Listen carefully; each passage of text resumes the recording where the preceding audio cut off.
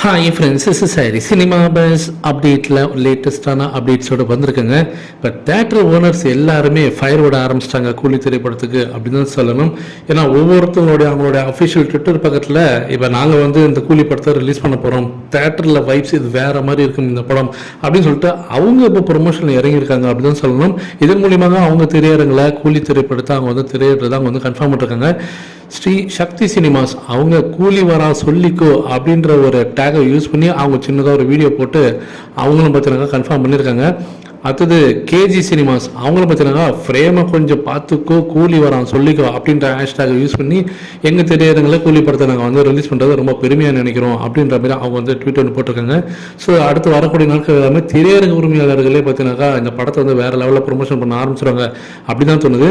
இந்த நேரில் Sun pictures அஃபிஷியலாகவே அவங்க ஒரு அனௌன்ஸ்மெண்ட் கொடுத்துருக்காங்க.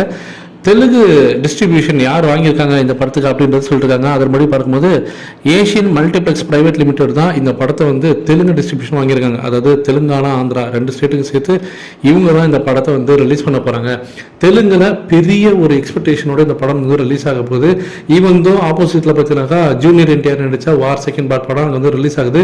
கண்டிப்பாக ஒரு ஹெவி காம்படிஷன் இருக்கும் அப்படின்னு சொல்லிட்டு எல்லாருமே எதிர்பார்த்த நிலையில் இந்த படத்தோடைய அந்த டிஸ்ட்ரிபியூஷன் ரைட்ஸுக்கு ஏறத்தாக பார்த்தீங்கன்னா ஒரு 50 கோடி ரூபா கொடுத்து வாங்கியிருக்கிறதாக தகவல் வருது.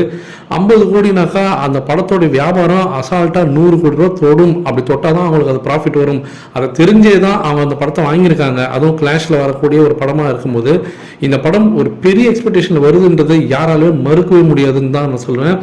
இது ஒரு சிறந்த எடுத்துக்காட்டு என்ன அப்படின்னு பார்க்கும்போது சன் டிவியோடைய இன்னொன்று துணை channel Gemini TV Telugu channel அவங்க அஃபிஷியலாக இப்போ ட்வீட் போட்டிருக்காங்க.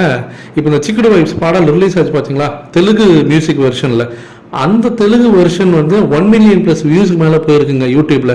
அப்போ தெலுங்குல எந்த அளவுக்கு இந்த பாடல் எல்லாம் விரும்பி பார்த்துருக்காங்க, எந்த அளவுக்கு எக்ஸ்பெக்டேஷன் இருக்குன்றது இதுவே ஒரு சிறந்த உதாரணம் அப்படின்னு நான் சொல்லுவேன். இதனால தான் இந்த படத்தை அவ்வளோ காசு கொடுத்து வாங்கியிருக்காங்க. தேட்டர் பார்த்தீங்கன்னாக்கா வார் செகண்ட் பார்ட்டுக்கு குறையாம ஈக்குவல் நம்பர் ஆஃப் தேட்டரில் இந்த படம் கண்டிப்பாக ரிலீஸ் ஆக போகுது. ஏன்னா நாகார்ஜுனாவும் உள்ளே இருக்கிறாரு. அவருக்கு இப்போ ரீசெண்ட் டேஸில் பயங்கரமாக அவருக்கு ஒரு பெரிய கிரேஸ் உருவாயிருக்கு. குபேரா படத்தில் அவர் நல்லா நடிச்சிருக்காரு அப்படின்னு சொல்லிட்டு அவருடைய ஃபேன்ஸ்லாம் பார்த்தீங்கன்னா எக்ஸைட் ஆயிருக்காங்க. இந்த படத்தில் அவர் வில்லனாக நடிக்கிறார் போது ஆந்திராவை பத்தி எறிய போகுது ஃப்ரெண்ட்ஸ்.